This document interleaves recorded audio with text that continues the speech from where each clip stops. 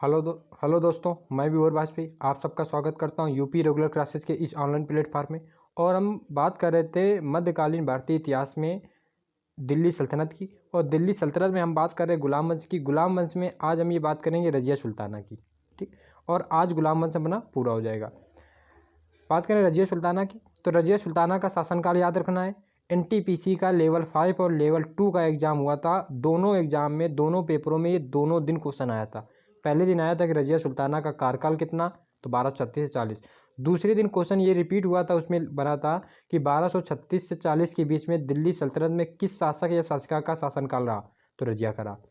अब रजिया का शासनकाल याद रखना, पहली बात। दूसरी बात क्या याद रखनी है, बात करें कि अमीर वर्ग इसके विरोध में थे। क्यों थे? क्योंकि अमीर वर्ग इल्तुतमिश के पुत्र रुकनुद्दीन को शासक बनाना चाह रहे थे। लेकिन इल्तुतमिश ने अपने जिंदा रहते ही किसको शासक बना दिया था, उत्तराधिकारी? रजिया को। और इल्तुतमिश ने एक प्रथा शुरू की थी कि किसी को सहायता चाहिए तो वो लाल कपड़े पहन के आए। तो रजिया शुक्रवार की नमाज अदा करने लाल कपड़े में गई। इसे आम जनता का सहयोग मिला। तो यही क्वेश्चन बन जाता है कि दिल्ली सल्तनत में पहली बार जनता द्वारा चुना गया शासक या शासिका, तो रजिया। दूसरी बात, भारतीय इतिहास की पहली महिला शासिका मानी जाती है कौन? रजिया। भारतीय इतिहास की पहली महिला शासिका कौन मानी गई? रजिया मानी गई। ठीक, रजिया मानी गई। दूसरी बात, यदि आपने हर्षवर्धन काल पढ़ा होगा तो हर्षवर्धन ने अपनी बहन राजश्री को कन्नौज का शासिका बनाया था।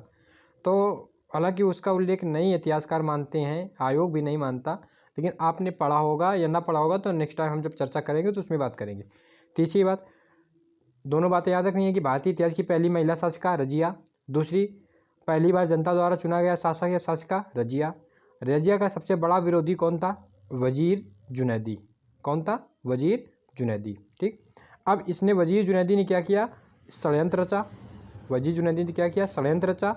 और उस षड्यंत्र में क्या हुआ कि रजिया ने अपना साम्राज्य विस्तार करना चाहा, अपने आप को मजबूत करना चाहा।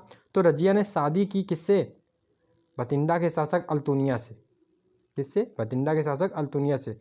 और उधर वजीर मोहम्मद ने षड्यंत्र रचा। तो रजिया और अल्तुनिया जब पंजाब से कैथल की तरफ जा रहे थे, तो कैथल के पास, हरियाणा का स्थान कैथल है, कैथल के पास इन्हें क्या हुआ, कुछ डाकुओं ने घेरा और लूटा और दोनों को मार दिया। यानी रजिया का काम समाप्त कर दिया। दूसरी बात, अब रजिया का एक दूसरा भाई था, नाम था मोइनुद्दीन बैराम शाह। इसे अमीर वर्गों ने या तुर्कों ने, रजिया को हटाने में किसका सहयोग रहा, तो किसका हाथ रहा, तो तुर्कों का हाथ रहा। तो तुर्कों ने अब किसको बनाया? मोइनुद्दीन बैराम शाह को बनाया। किसको बनाया? मोइनुद्दीन बैराम शाह। इसने एक काम अच्छा किया कि इसने नायब मुमलकात पद का सृजन कर दिया। नायब मुमलकात पद का सृजन कर दिया। और क्वेश्चन अब बनता है कि दिल्ली सल्तनत का पहला नायब मुमलकात कौन था, तो एतगीन। ये क्वेश्चन बनता है कि दिल्ली सल्तनत का पहला नायब कौन था, तो एतगीन था। ठीक, दूसरी बात, इसका ज़्यादा शासनकाल रहा ही ना, 2 वर्षों तक रहा। 42 से 46 के बीच में ऐसे अयोग्य शासक हुए जिनका कोई उल्लेख नहीं मिलता है। हम बात करते हैं नासरुद्दीन महमूद की। नासरुद्दीन महमूद 1246 से 65 तक रहा। महत्वपूर्ण क्वेश्चन बनता है, ये अत्यधिक धार्मिक प्रवृत्ति का व्यक्ति था। ये कुरान की नकल किया करता था। इसी कारण इसे राजा दरवेश कहा गया। और कहा जाता है कि अपना जीवन यापन टोपी सीकर करता था। जीवन यापन एक साधारण, टोपी सीने वाली बात अपनी जगह, लेकिन एक साधारण व्यक्ति की तरह अपना जीवन यापन करता था। ठीक, और इसके बैक पे कौन था, इसके संरक्षण में कौन रहा? इसके संरक्षण में रहा बलवन। चूंकि बलवन रजिया के समय आमिर ए आखुर पद पर आ गया था, यानी रजिया का विश्वासी था, तो उस षड्यंत्र में बलवन का भी हाथ था। ठीक, अब बलवन ने क्या किया? बलवन ने अपनी पुत्री का विवाह नासरुद्दीन महमूद के साथ कर दिया।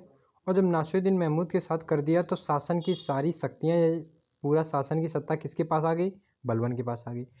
और बलवन को नासरुद्दीन ने एक उपाधि दी, नाम था क्या? उलूम खां। और नासरुद्दीन ने बलवन को किस पद का प्रमुख बना दिया? नायब मुमलकात पद का प्रमुख बना दिया। और जब नासरुद्दीन महमूद की मृत्यु होती है तो अब शासक कौन बनेगा? अब बनेगा बलवन। शासक कौन बना? बलवन। अब बलवन ने क्या किया? जैसे ही शासक बना तो इसने अपना नाम बदल लिया।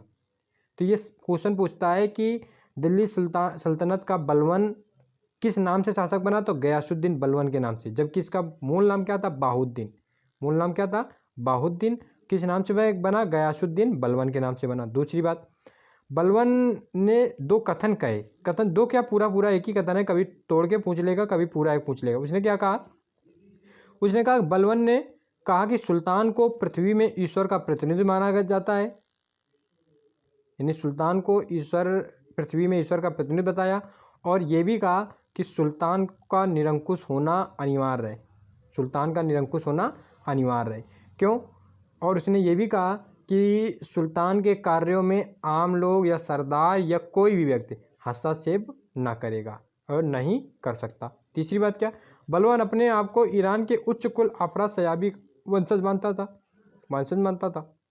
जब वंशज मानता था तो इसने अपनी शासन स्थापित करने के लिए, शासन सत्ता स्थापित करने के लिए इसने कुछ नीतियां बनाई। उसमें नीति में एक महत्वपूर्ण नीति आती है, किसने? लौ एवं रक्त शुद्धि की नीति अपनाई। सीधे पूछता है कि दिल्ली सल्तनत का किस शासक ने लौ एवं रक्त शुद्धि की नीति अपनाई? बलवन ने। इसने फारसी उत्सव है नवरोज उत्सव, इसको मनाना शुरू किया। इसने सिजदा व पाबोस प्रथा शुरू की। बलवन ने क्या किया? सिजदा व पाबोस पर। सिजदा क्या होता है? सर झुका के सलाम करना सुल्तान को। पाबोस क्या होता है? पैर चूमना, सुल्तान के पैर चूमना। दूसरी बात इसने क्या किया कि जो इल्तुतमिश द्वारा बना चालीसा दर या तुर्कान चहलगानी था उसको समाप्त कर दिया। ठीक। तीसरी बात क्या हुई कि इसने एक नए गुप्तचर विभाग की स्थापना की, उसका नाम क्या था? दीवान वरीद। और इसने एक नए सैन्य विभाग की स्थापना की। किसकी? सैन्य विभाग की स्थापना की। नाम क्या था? दीवाने अर्ज।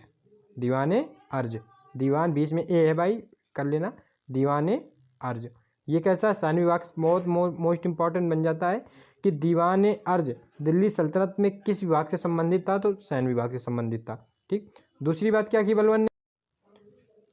दूसरी बात बलवन ने ये की कि बलवन ने दीवान अर्ज का प्रमुख किसको बना दिया? तो इमाम उल मुल्क को। ये बलवन का बहुत बड़ा विश्वासी व्यक्ति था, बहुत ज़्यादा विश्वासपात्र व्यक्ति था। दीवान अर्ज सैन्य व्यवस्था थी।